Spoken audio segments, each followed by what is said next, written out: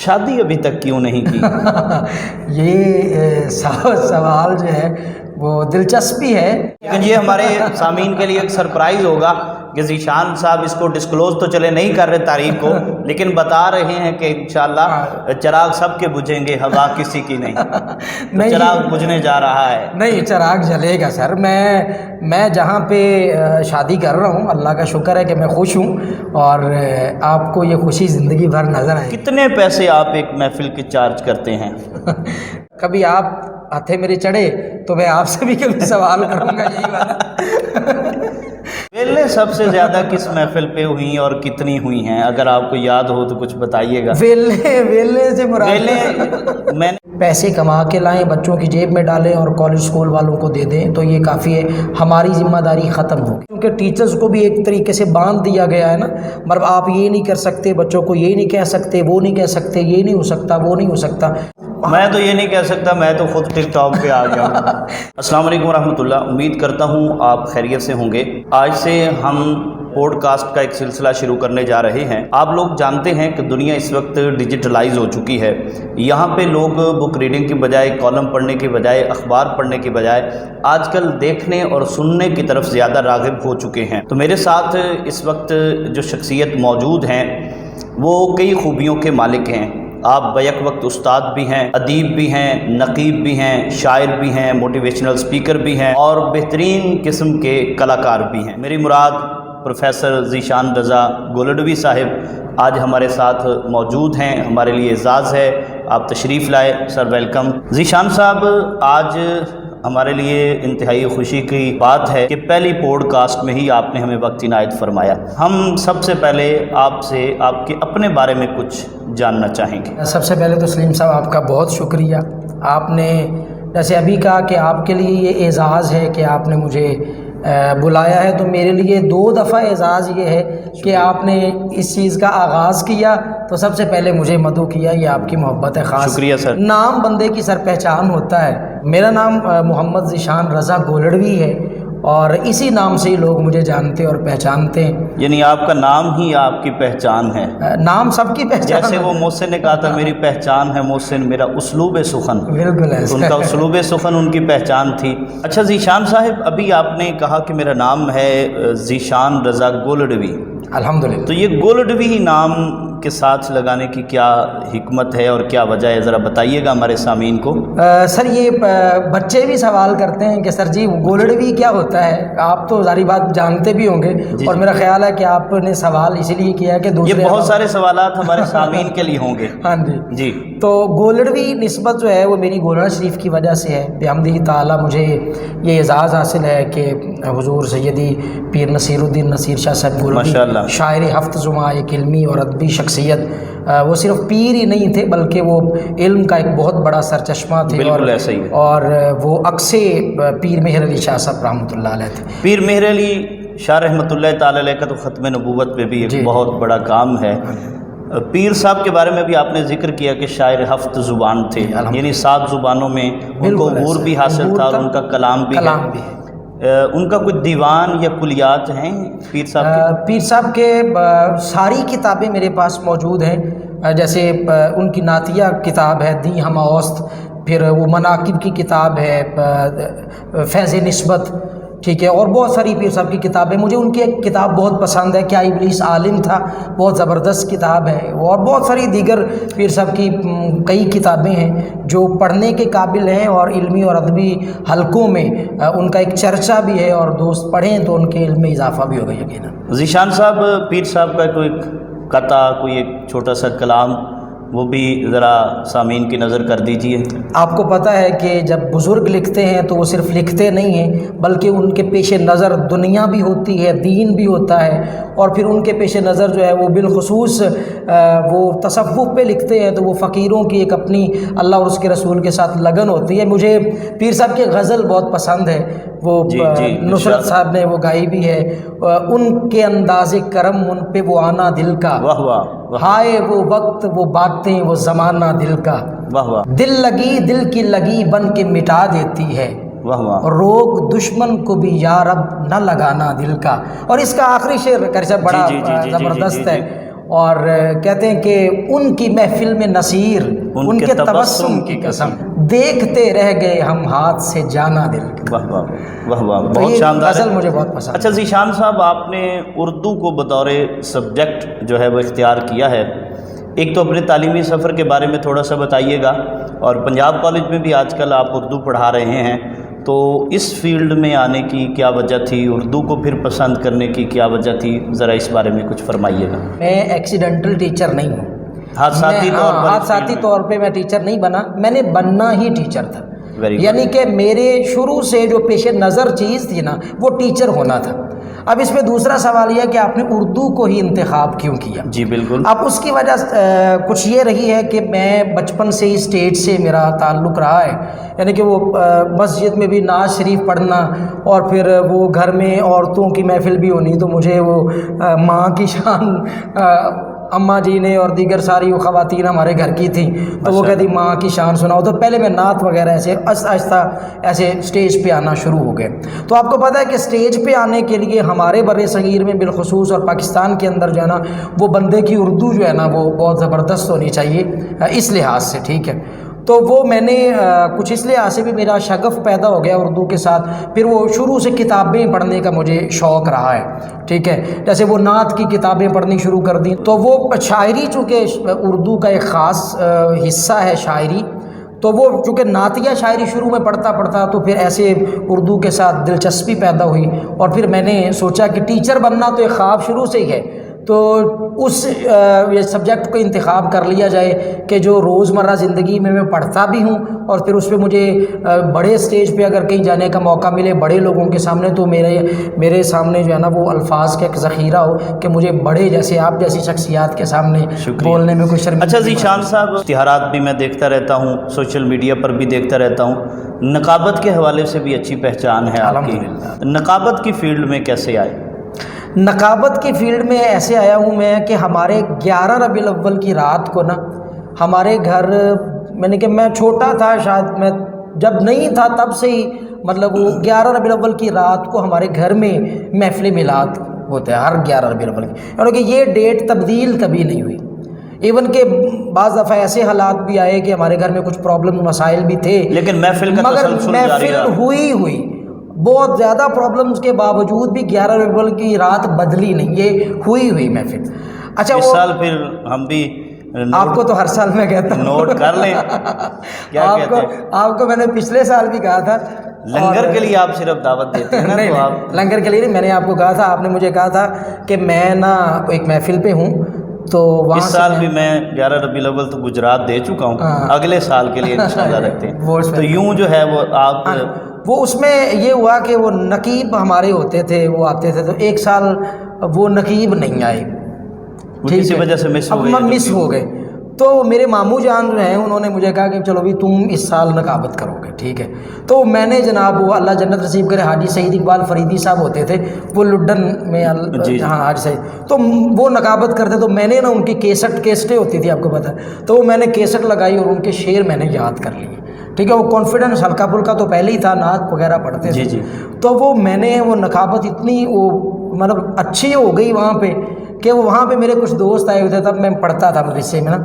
تو وہ دوستوں کے ہاں 12 ربیع الاول کی رات کو محفل تھی، یعنی کہ پہلی رات محفل میں نے اپنے گھر میں کی، تو وہ کہنے لگے یار کل رات آپ نے ہمارے بھی محفل پڑھنی، اچھا میں نے ان کی مسجد میں وہ 12 ربیع الاول کی رات کو محفل پڑھی، اچھا 13 ربیع الاول کی رات کو وہیں پہ ایک اور محفل تھی، تو وہاں پہ بھی مجھے نا وہ ایک دوست نے دعوت دی۔ اچھا میں یہ کہہ سکتا ہوں کہ آپ اردو کو تو آپ نے پلانٹڈ تھا کہ آپ نے استاد بننا ہے اور اس فیلڈ میں آنا ہے، لیکن نقیب آپ حادثاتی طور پر۔ ذیشان صاحب تھوڑا سا یہاں پہ میں موضوع کو بدلنا چاہوں گا، نقابت بھی آپ نے کر لی، تقریر کا ذوق بھی آپ کا اچھا ہے، آپ استاد بھی اچھے ہیں کہ اداروں میں پڑھایا بھی ہے، شادی ابھی تک کیوں نہیں کی؟ یہ سوال جو ہے وہ دلچسپی ہے، اور اس میں تھوڑی سی نا یہ رہا ہے کہ شادی کرنی ہے، اور ابھی تک کا تو جواب میں نہیں دے سکتا ہوں کہ کیوں نہیں ہوئی، البتہ یہ کہ اب آپ کو بہت جلد دعوت دے رہا ہوں کہ آپ نوٹ کر لیں، تو میں بتا تو نہیں سکتا، ڈیٹ ویسے فکس ہو گئی ہے، مگر یہ ہے کہ لیکن یہ ہمارے سامعین کے لیے ایک سرپرائز ہوگا کہ ذیشان صاحب اس کو ڈسکلوز تو چلے نہیں کر رہے تاریخ کو، لیکن بتا رہے ہیں کہ انشاءاللہ چراغ سب کے بجھیں گے، ہوا کسی کی نہیں، تو چراغ بجھنے جا رہا ہے۔ نہیں، چراغ جلے گا سر۔ میں جہاں پہ شادی کر رہا ہوں، اللہ کا شکر ہے کہ میں خوش ہوں، اور آپ کو یہ خوشی زندگی بھر نظر آئے گی۔ چلیں یہ خوشی جو ہے وہ دیکھتے ہیں کہ محترمہ کب تک آپ کے چہرے پر رہنے دیتی ہیں۔ نہیں انشاءاللہ۔ اچھا ذیشان صاحب، میں چونکہ خود اسٹیج سے وابستہ ہوں اور نقابت اور خطابت کے لیے الحمدللہ مجھے بھی طول و عرض میں جانے کا موقع ملتا ہے، ایک چیز جس کا اسٹیج سے وابستہ نعت خواں، خطیب، ادیب، شاعر یا باقی لوگوں سے شکوہ بھی لوگوں کو رہتا ہے اور سوال بھی اٹھتے ہیں، کتنے پیسے آپ ایک محفل کے چارج کرتے ہیں؟ اچھا، یہ نا پہلے بھی جتنی پوڈ کاسٹ ہو چکی ہیں، بڑے بڑے ثنا خانوں کی ہوئی، علماء کی بھی ہوئی، اچھا یہ سوال سارے ہی کرتے ہیں، تو آپ نے بھی وہ کر لیا سوال، اور یہ سوال میں کبھی آپ ہاتھے میرے چڑھے تو میں آپ سے بھی کبھی سوال کروں گا یہی والا۔ اس میں ہم یہ بھی کہہ سکتے ہیں کہ ہر بندے کا اپنا ذہن ہے۔ میرا نہیں خیال کہ میں نے کبھی ڈیمانڈ کی ہو باقاعدہ طور پہ، طے نہیں کرتے؟ ہاں، طے میں نے نہیں کبھی کی ہے کہ اتنے دیں گے ہی تو آؤں گا۔ ہاں یہ ہے کہ اب آپ کو پتہ ہوتا ہے کہ اب سفر کے حساب سے آپ بھی جانتے ہیں سوال۔ میں خود اس چیز کا قائل ہوں کہ سفر کے اخراجات ذہن میں ڈال دینے چاہیے، بتا دینے چاہیے، اور ایک اور میں پوائنٹ آف ویو سے اپنا رائے بھی دینا چاہوں گا اس معاملے میں، کہ جو آپ کو بلوا رہا ہے نا، اس کو پہلی بات تو یہ پتہ ہے کہ آپ کتنی دور سے آ رہے ہیں، دوسرا یہ اسے پتہ ہے کہ آپ کس قسم کی سواری پہ آ رہے ہیں، تیسرا آپ کی مصروفیات کا بھی اس کو اندازہ ہے، چوتھا جو اپنے گھر میں محفل کروا رہا ہوتا ہے نا، وہ اپنی طور پہ ساری چیزیں بڑے شاندار طریقے سے کر رہا ہوتا ہے دستیاب وسائل میں، تو اگر کہیں کمی بیشی بھی ہو تو میرا خیال یہ ہے کہ اس سے اعراض برتنا چاہیے اور اس کو قبول کرنا چاہیے، اور اللہ تعالیٰ جو ہے وَيَرْزُقُهُ مِنْ حَيْثُ لَا يَحْتَسِبُ، اللہ وہاں سے رزق دیں گے جہاں پہ پھر بندے کا گمان بھی نہیں ہوتا۔ بالکل ایسے ہم ایسا ہی کرتے ہیں الحمدللہ، کبھی کسی کو تنگ نہیں کیا اس حوالے سے، مگر یہ ہے کہ اللہ پہ بھروسہ اتنا ہوتا ہے کہ شاید جب وہاں پہ جاتے ہیں نا تو شاید ہمارے ذہن میں یہ ہوتا ہے کہ بھئی اتنے ہونے چاہیے، تو شاید اس سے بہت زیادہ ہو جائے۔ ویلے سب سے زیادہ کس محفل پہ ہوئیں اور کتنی ہوئی ہیں؟ اگر آپ کو یاد ہو تو کچھ بتائیے گا۔ ویلے سے مراد، ویلے میں نے اس لیے یہ لفظ استعمال کیا کہ ویسے ہم اس کو کہتے ہیں کہ اسٹیج پر کتنی نذرانہ ہے، نذرانہ، لیکن یہ جو لوگ ہمیں سن رہے ہیں تو ان کے نزدیک وہ اسے ویلے ہی کہتے ہیں، تو نذرانہ آپ کو سب سے زیادہ کتنا ہوا، اسٹیج کتنا ہوا، یا اسٹیج پہ خدمت کتنی ہوئی؟ آپ اس کو جس بھی پازیٹیو وے سے لفظ آپ لیں، قبول کر لیں۔ اصل میں بہت زیادہ بھی ہوئے پیسے، بڑے بڑے پیسے بھی ہوئے، بڑے اللہ کا شکر ہے۔ ایف بی آر والے ہم آپ کے گھر نہیں بھیجتے، آپ بتا دیجئے۔ ایف بی آر والوں کی ابھی ضرورت نہیں ہے، کیونکہ اتنا وہ مال اکٹھا ابھی ہم نے نہیں کیا۔ ہم یہ کوئی کپل کا شو نہیں ہے بھی اس نے ایک شو میں بتا دی اتنے پیسے لیتا ہوں اور اگلے دن ایف بی آر نے نوٹس بھیج دیا، ایسا نہیں ہوگا، آپ بتا سکتے ہیں۔ اس میں اس کی ابھی ضرورت بھی نہیں ہے، اور ابھی موقع آیا بھی نہیں۔ جب ایف بی آر والوں کو موقع ملے گا تو وہ ویلکم بھی۔ چلیں جی، اللہ تعالیٰ آپ کو رزق حلال طیب پاکیزہ وافر عطا فرمائیں، اور آپ جو ہے وہ یوں ہی خدمت کرتے رہے۔ ذیشان صاحب، برے والا اور وہاڑی دونوں جگہوں پہ آپ کی اچھی پہچان ہے، میں دیکھتا رہتا ہوں، یہاں کی کون سی ادیب شخصیات ہیں، کوئی ایک ایک ذرا بتا دیجئے جنہیں آپ پسند کرتے ہوں یا ایک معتبر حوالہ ہوں برے والا اور وہاڑی کا۔ محمود غزنی صاحب، حال ہی میں ان کا انتقال ہوا، اللہ پاک ان کو جنت نصیب فرمائے، بہت اچھے شاعر تھے۔ میں ان کو پسند اس لیے کرتا ہوں کہ میں درس قرآن میں حصہ لیا کرتا تھا، مقابلہ درس قرآن میں، تو میں اپنے اسکول ایم سی کی طرف سے جب میں نے پہلا مقابلہ ون کیا تو اس میں وہ بطور جج آئے ہوئے تھے۔ مجھے ان کا شعر اب تک یاد ہے، وہ شعر بڑا اچھا تھا کہ کوڑے کے ایک ڈھیر کے نیچے دب کر مرنے والا بچہ دے سکتا تھا اپنی قوم کو وہ بھی نور کا حالہ بچہ، اور آتش دان کے سامنے بیٹھا غزنی کب سے سوچ رہا ہوں کس کا ہے اتنی سردی میں انڈے بیچنے والا بچہ۔ تو وہ کیفیات کے شاعر تھے نا، وہ درد ہے، تو وہ مجھے بہت پسند تھے، اللہ پاک ان کی قبر پہ رحمت نازل کرے۔ اچھا چلیں، یہ غزنوی صاحب کا تعلق تو برے والا سے تھا، آج کل چونکہ آپ وہاڑی پنجاب کالج میں ہیں، تو وہاڑی کی کون سی ایسی ادبی شخصیت ہے جس سے آپ متاثر ہوں یا جن کا نام آپ لینا چاہیں گے؟ وہاڑی میں بہت، اچھا یہ ذہن میں رہے کہ ایک کا نام لینے کا مطلب دوسرے کی کوئی تنقیص نہیں ہے یا دوسرے کو نیچا دکھانا مقصود نہیں ہے. بندے کو ایک آدھی شخصیت سے شغف ہوتا ہے یا اس کی نظر میں وہی ہوتی ہے, دوسرے کا کام بسا اوقات ذہن میں نہیں ہوتا. بہت سارے لوگ ہیں یہاں پہ جو کام کر رہے ہیں وہاڑی میں, مگر میرے خیال سے دوسرے لوگ بھی بہت اچھے ہوں گے, مگر ڈاکٹر اکرم عتیق صاحب گورنمنٹ کالج وہاڑی کے جو ہیں تو وہ بہت اچھے شاعر بھی ہیں, بہت اچھے ادیب بھی ہیں, اور پھر بہت اچھے انسان بھی ہیں. بک فیئر کے دنوں میں یہاں میں نے جب وہاڑی میں بک فیئر کروایا تو میں ان کے پاس گیا اور انہوں نے دامے درمے قدمے سخنے جیسے ہم کہتے ہیں ہر حوالے سے ہر لمحہ ہر لحظہ جو ہے وہ ہمارے ساتھ تعاون کیا.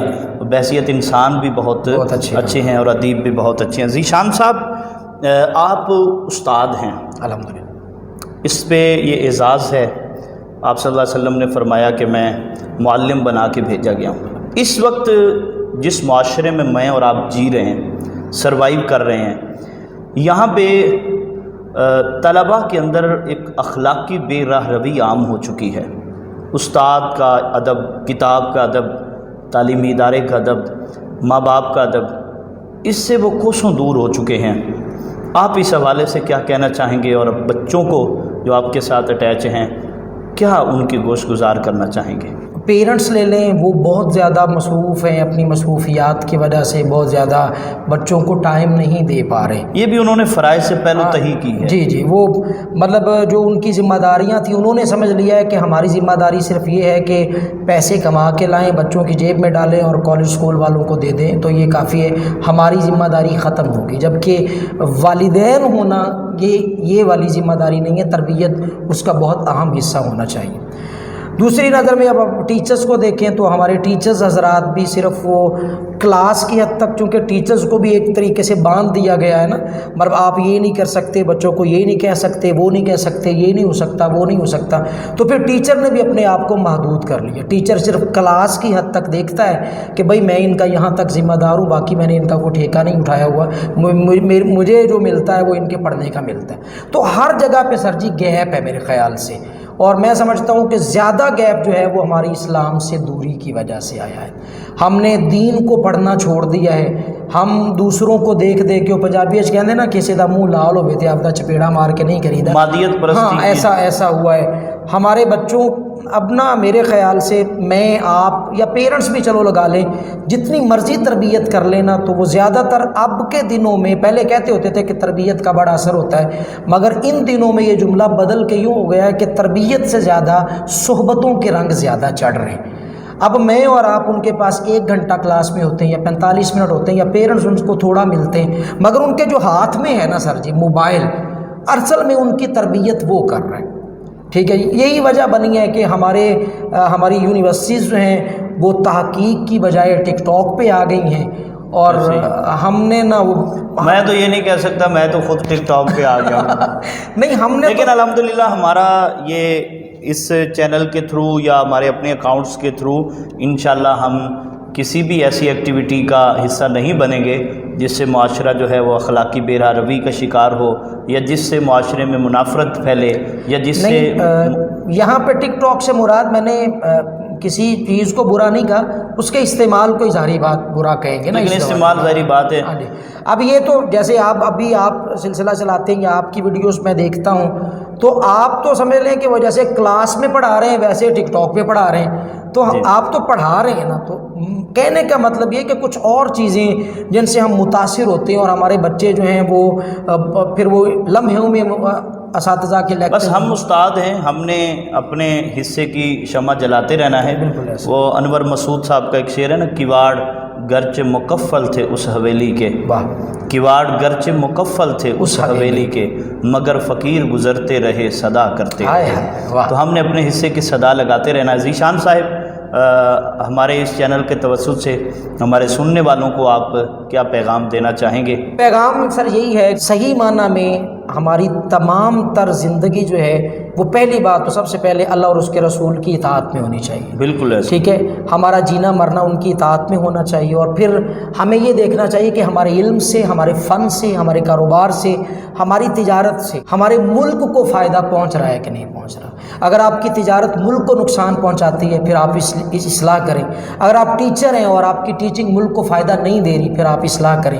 اگر میں کسی جگہ سے وابستہ ہوں, اگر میرے ملک ملک کو، میرے ملک کے بچوں کو، میرے ملک کے عوام کو اگر میرے کسی فن کا، میرے کسی کام کا، میری محنت کا فائدہ نہیں پہنچ رہا تو پھر مجھے اس کی اصلاح کرنی چاہیے۔ ہمارا جینا مرنا اسلام کے لیے ہونا چاہیے اور اپنے وطن عزیز کے لیے ہونا چاہیے۔